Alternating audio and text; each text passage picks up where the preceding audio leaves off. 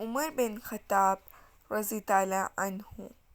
If there were divinely inspired men in my nation, it will be Umar. Muhammad, peace be upon him.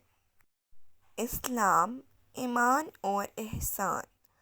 हदीस जिब्राईल अलैहिस्सलाम।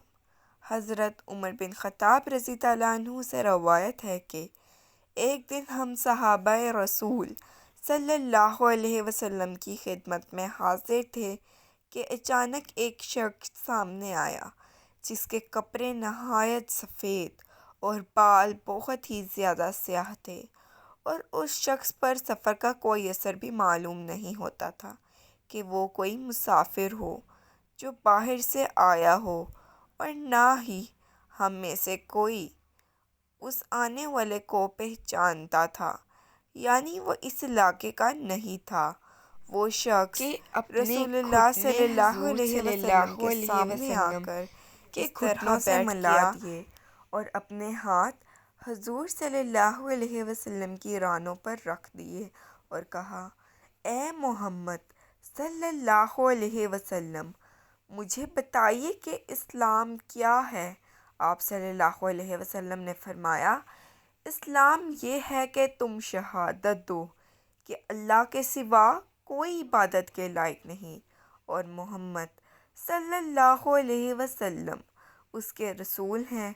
नमाज कायम करो, ज़कात अदा करो, रमज़ान के रोज़े रखो, और अगर हज बैतुल्लाह जाने का खर्च पास हो तो हज करो।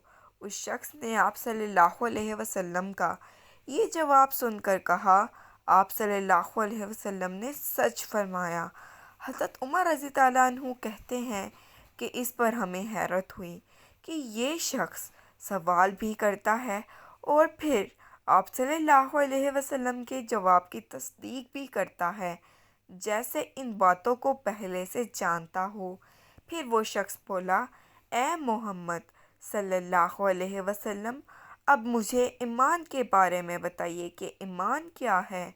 आप सल्लल्लाहु अलैहि वसल्लम ने फरमाया, ईमान ये है कि तुम अल्लाह को, उसके फ़रिश्तों, उसकी किताबों, उसके रसूलों, क़यामत के दिन को दिल से मानो और इस बात पर यकीन रखो कि बुरा या भला जो कुछ पेश आता है वो सब तकदीर के मुताबिक है।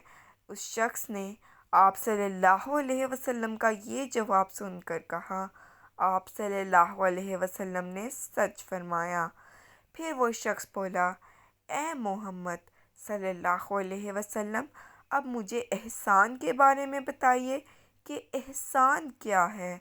आप सल्लल्लाहु अलैहि वसल्लम ने फरमाया, एहसान ये है कि तुम अल्लाह की इबादत इस तरह करो कि गोया तुम उसको देख रहे हो, और अगर ऐसा ना कर सको तो फिर ये ध्यान रखो कि वो तुम्हें फिर देख रहा है। फिर वो शख्स बोला, मुझे क़यामत के बारे में बताइए कि वो कब आएगी। आप सल्लल्लाहु अलैहि वसल्लम ने फरमाया, मेरा इल्म तुमसे ज़्यादा नहीं। फिर उस शख्स ने कहा, मुझे उसकी निशानियाँ ही बता दीजिए।